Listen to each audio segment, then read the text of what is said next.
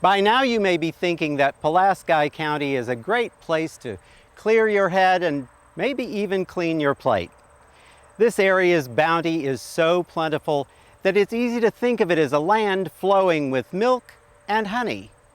In 1946, Irving Berlin wrote a song called "Doin' What Comes Naturally" for his musical Annie Get Your Gun. While this segment is not about the birds and bees, in Pulaski County, two families are working to help bees and cows in doing what comes naturally. For example, the Apple Blossom Honey Farm got its start after a catastrophic event. Doug Hoffman's family had owned this apple orchard since 1996, but in 2006, their trees bore no fruit. The cause? A classic hive collapse. In order to solve the orchard's dilemma, Doug started studying bees and using his construction background in building hives. The result is the Apple Blossom Honey Farm, which today is a major supplier of bees and all their accompanying provisions. Bee colonies are very well ordered. The hive is a matriarchal society, and the bees work as a team. Doug, the queen lays the eggs. Who gathers the pollen? The girls. Who feeds the eggs? The girls. What do the boy bees do? They mate with the queen and then die. That's why it's such an orderly society. So the boy bees are kind of like boy toys, doing what comes naturally. Right? Doing what comes naturally. As people want to know more about where their food comes from and have begun using more natural sweeteners like honey, there is a worldwide bee shortage. The Hoffmans are a large supplier of mail-order bees.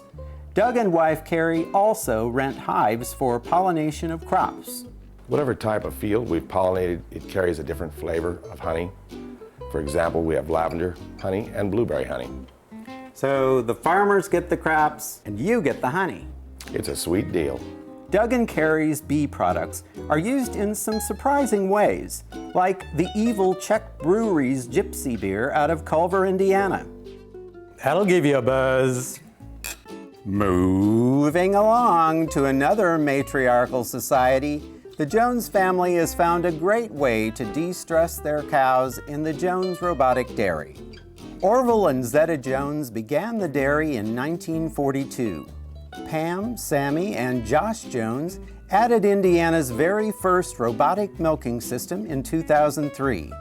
This is a really self-sustaining operation. They grow the majority of their own feed for their herd of 130 primarily Holstein cows. Each cow eats about 100 pounds of feed and drinks about a bathtub full of water per day. The cow's waste is used as fertilizer for the corn, wheat, and alfalfa, which serves as the primary basis for the cow's professionally designed diet. The key to the dairy's robotic success is letting the cows think that this is pretty much their own idea. After a couple of days of being led through the process, the cows are free to eat, drink, be milked, and repose on their own private bed of sand at their leisure. Where can I get a job like that? The Jones family schedules tours by appointment, and you can really see the operation up close. The robot serves not only to milk the cows, but to provide information on each cow's health. We average about 3 times a day milking, and by milking a cow 3 times a day over twice a day, we've increased 7 to 10 pounds of milk per cow per day. The Jones have trained the cows to step into the robot and on the scale. Pam, I don't know any female that will willingly get on a scale. How did you get this to work? Because we're just helping them do what comes naturally. The cows are cleaned and brushed, and the laser helps the robot to attach automatically, milk, and detach automatically before applying an iodine teat dip. The robot detects any irregularities in the milk and alerts the Jones to discard it. Then the cow steps off the scale, heads for a drink of water, and a siesta in the shade.